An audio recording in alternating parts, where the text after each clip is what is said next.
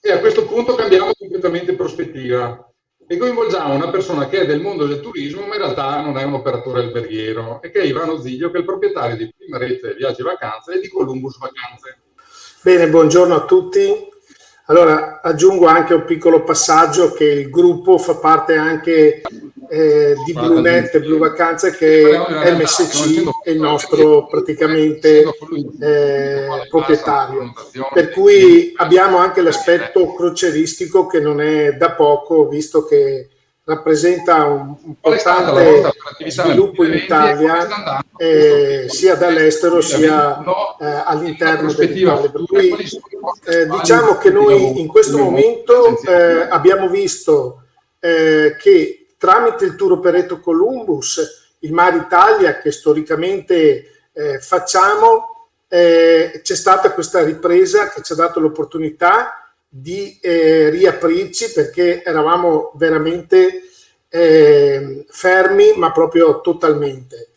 Abbiamo potuto riattivare le agenzie e le agenzie hanno cominciato a lavorare, solo che dobbiamo far presente che in questo momento noi abbiamo una difficoltà che è proprio il Green Pass, perché quando noi andiamo oggi con il Green Pass c'è un po' di confusione che in questi giorni ci sta mettendo veramente di nuovo in crisi, perché entro in un villaggio e il ristorante come accedo?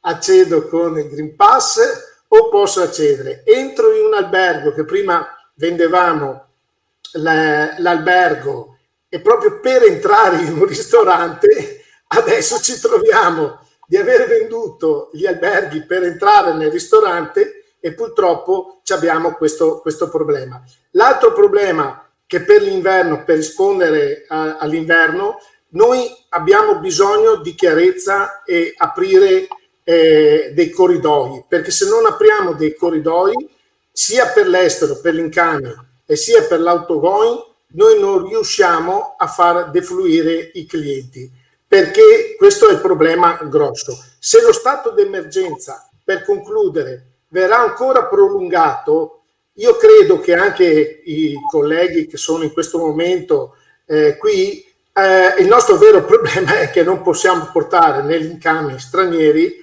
e facciamo fatica a portare anche fuori degli italiani.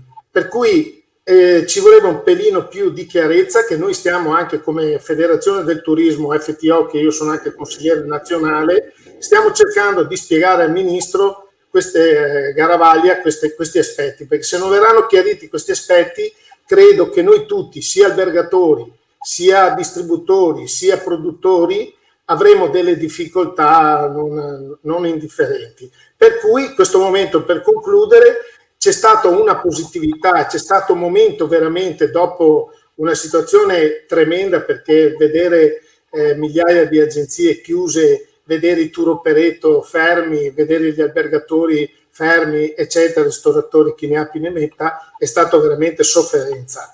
Adesso dobbiamo anche far capire che bisogna chiarire questi aspetti tecnici, che senza di questo non potremo proprio lavorare tranquillamente.